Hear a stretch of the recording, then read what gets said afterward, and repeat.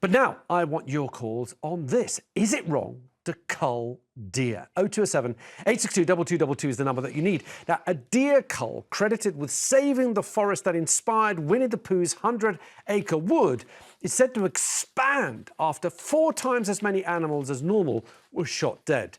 The 884 kills in Ashdown Forest in Sussex are considered a success by Country Food Trust, who funded the rangers and donated 170,000 venison meals to food banks.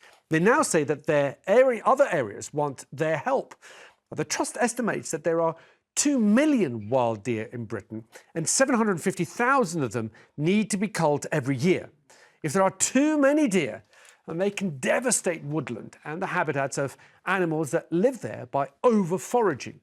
But does that justify slaughtering them en masse? Nelufar, you're a vegan, so I think perhaps you're not going to be supporting this. No, I'm not impressed in any way. It doesn't work. It doesn't work. Statistically, the numbers, we've seen dozens of attempts at culling animals in the wild. Here's a problem that you have, okay? So for certain months of the year, killing a deer is wrong and you're not allowed to do it. Yeah. The other months you are. Okay, well, that's not exactly how deer live. They don't have months in which they can exist and months they can't exist.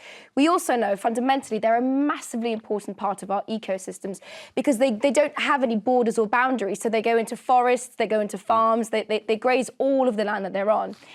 Culling hasn't worked for badgers. It hasn't worked for deer. It never works ever because it doesn't actually address the problems.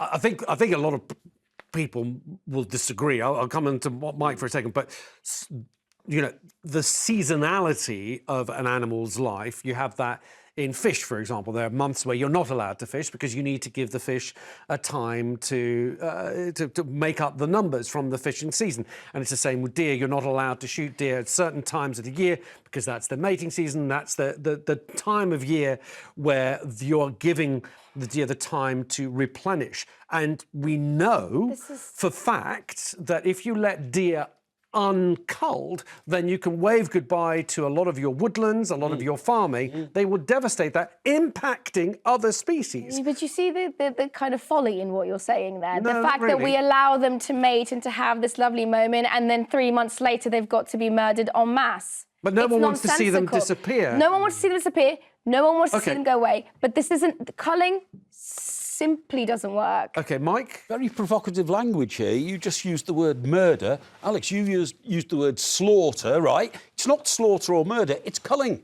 Because, as you've already pointed out, £10 million worth of damage to farmlands. They're not all Bambi, by the way, dear. You know, they're not all little, you know, Bambi cartoon characters. Run the pictures. They are huge creatures which cause terrible damage to the environment. And the other thing I'd say is, yeah, anybody gets a conscience about, oh, I can't stand the idea of culling deer. How many people watching this programme now have actually ever seen a deer in the wild? I bet very, very few indeed. But if you live on the edge of a moor where the deer are running wild and those deer come into your garden, trample your garden up, bite the bark off your trees die, you've got to cull them. And I'm afraid the more we cull the deer, the more we look after our environment and other species, as you pointed out. Let's speak to Jane, who's in Hampshire. Jane, welcome to the show. How do you feel about the culling of deer?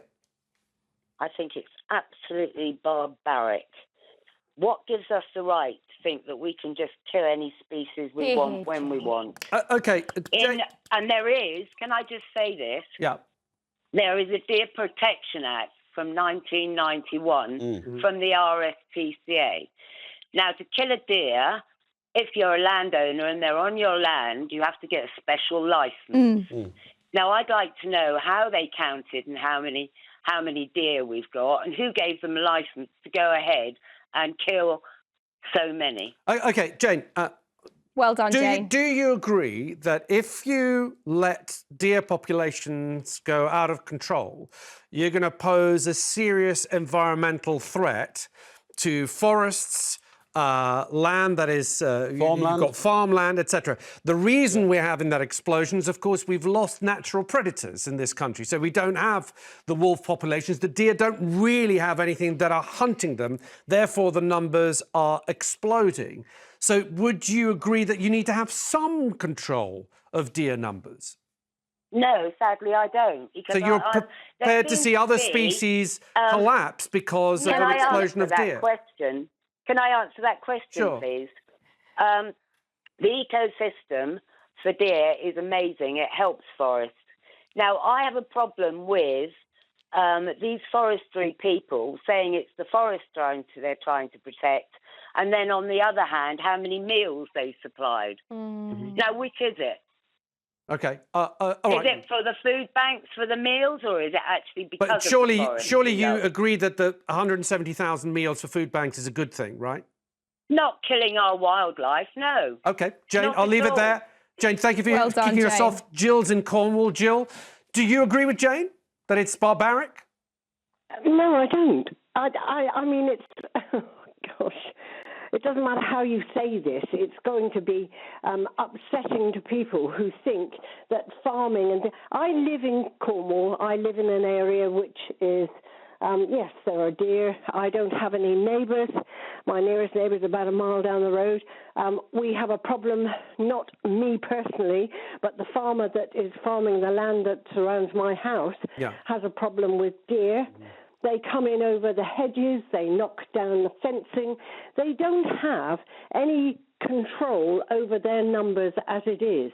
Right. And he is expected to farm the land, grow crops, animals and things like this, and yet there is nothing that he can do to prevent these animals from sort of their numbers from getting more and more. And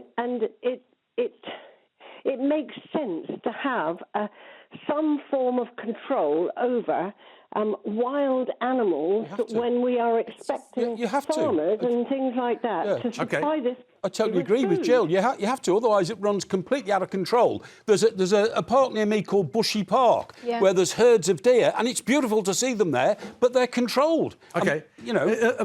Jill, thank you. I think Leslie, who's in Flintshire, might have a solution to the control. Leslie, welcome to the show. What's your solution? It's a bit controversial. Go on. But it used to be in the very, very olden days that we had wolves, That's right. white wolves, and they were a predator, and they took out the eldest, the most ill, the weakest, and they were controlled. And white wolves only eat deer. So if Bring back white wolves, is what you're saying. Oh, absolutely, because wolves are very, very shy creatures. They're not going to come into your home and start wrecking it or anything. They'll stay completely away from any human population, but they'll do what they do naturally, and that is kill deer. Okay, Leslie, thank you. Yeah, I'm just going to ask, Leslie, do you think it's kind to let a deer be torn to pieces by a white wolf, or is it kinder to put a bullet through the deer's head and They're it not dies always instantly? going to die every time. dies That's instantly. absolute fallacy. It's nature.